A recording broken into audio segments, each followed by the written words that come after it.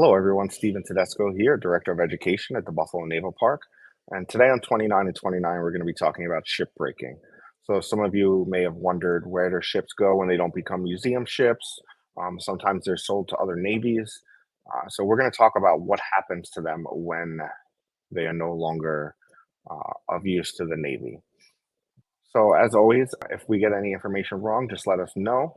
We try to do our best in researching these topics, but we are not experts in shipbreaking. So, I do apologize, and please definitely let us know.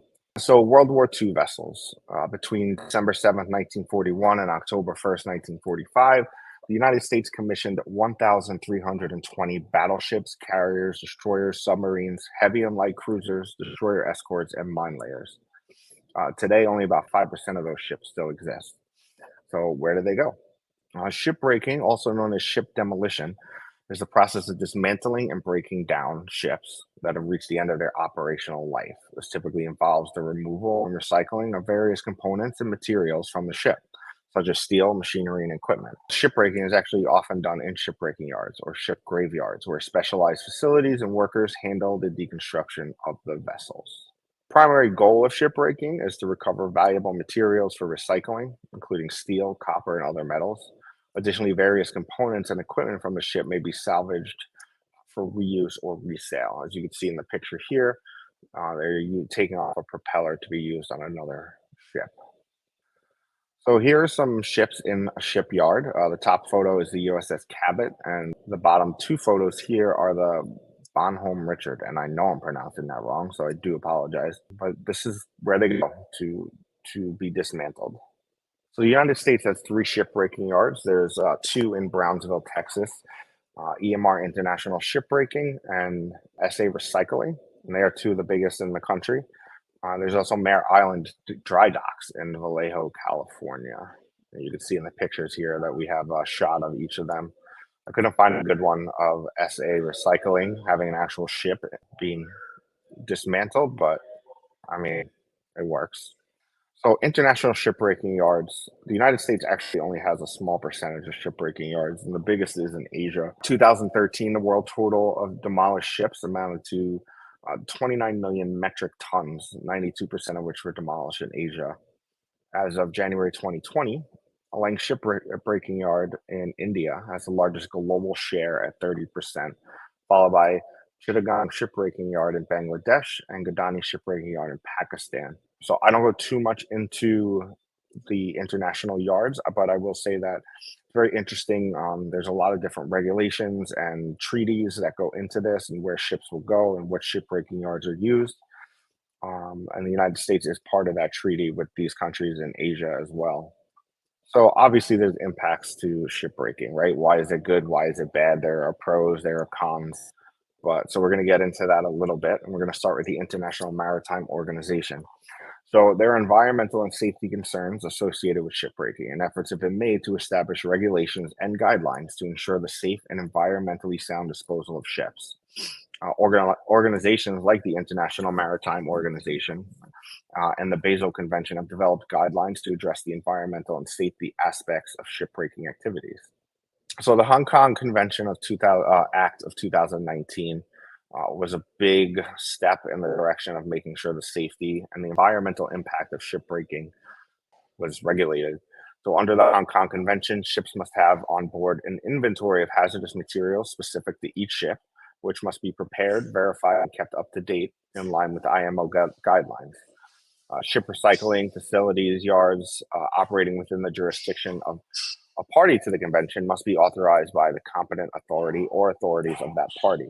So each yard must prepare a ship recycling facility plan addressing worker safety and training, protection of human health and the environment, roles and responsibilities of personnel, emergency preparedness and response, and monitoring, reporting, and record keeping systems considering the relevant IMO guidelines. Shipbreaking also has its health hazards. As you can see in this picture, a lot of this stuff is done by hands, not by big machinery. So it's considered one of the most dangerous jobs in the world. And a lot of that has to do with the shipyards, the international shipyards, which is why the Hong Kong Act was so important because it set regulations in for the safety of the shipbreaking yard personnel. There are many toxic and hazardous materials such as asbestos, which is a huge thing on a lot of these old World War II ships, oils, lubricants, paints, and chemicals. Shipbreaking often does involve the use of heavy machinery, cutting torches, and other equipment. Accidents and injuries can occur if proper safety measures are not in place, posing risks to workers. The structural integrity of a ship can be compromised. As we all know with the Sullivans, she's been around for 80 years, and these ships weren't supposed to last that long, right? They're supposed to last 25 years and be scrapped. And thankfully, we're able to preserve the historical value of these ships, and we'll get into that in a little bit. The structural integrity of a ship can be compromised during the break-in process, leading to the risk of collapses, falling objects, and other structural accidents.